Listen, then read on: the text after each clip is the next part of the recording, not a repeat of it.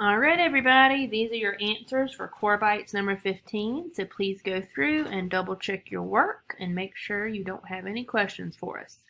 So the first one has the rule. It's a box, a table that has what you put in, you get out. So the rule has to be the same for everything, okay? So if you notice, for the functions, you've got 2, 3, 4, 6, 8 for the n. So that's kind of a pattern. And then you've got 6, 9, blank, 18, blank. And here you also have a pattern. They both seem to be increasing. So let's see if we can figure out the pattern. So 2 times what gives us 6? Well, times 3. 3 times what gives us 9? Times 3. All right. So what's 4 times 3? That would be 12. 6 times 3, 18. 8 times 3, 24. So your rule is multiply by 3. That's your rule. For the next one, we're going to estimate the product. Round the first factor to the nearest hundred and then multiply.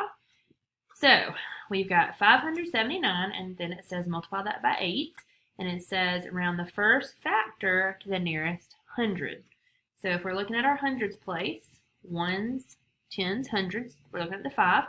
So we're looking at the number behind the 5, which is a 7. So 5 and up, you move it on up. 4 below, you let it have a rest, right? So because the 7 is above 5, we're going to bring that 5 up to a 6, make those zeros, then multiply that by 8. So I don't know if y'all know the trick, but if you have zeros, you can just multiply the digits, the two numbers that you do have. So 8 times 6 would give you 48. Then just add your 2 zeros. So your answer would be 4,800 for that one. For number 3, which number makes the fractions equivalent? Equivalent means that they are equal. Okay? So over here you've got blank over 9 and then 12 over 27. So let's just try it out. So if we use 2, or let's do it this way first. Okay? So if you were doing multiplication, and you were trying to think what you could have with 9 times 12, okay? So if you know your multiplication tables, you know that 9 times 12 would give you 108. So you're trying to find whatever number will also give you 108, okay? So if you take 27 times 2, you would get 54. If you take 27 times 3, you would get 81. So far, none of those are the ones you need, okay? So we know 2 is not going to work, 3 is not going to work. So let's double check 4. So if you take 4 times 27, that gives you 108. And that's the number you need, right? So your answer is 4.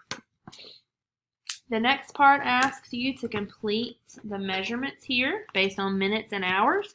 So if you know that 1 hour gives you 60 minutes, then it goes up 2, up 3. So all you have to do is multiply that by 2. So 60 times 2 would give you 120. 60 times 3 would give you 180 minutes. Okay? And then it's asking if this is a line of symmetry. And as you remember, if you fold it over on itself, that means that every side would be equal.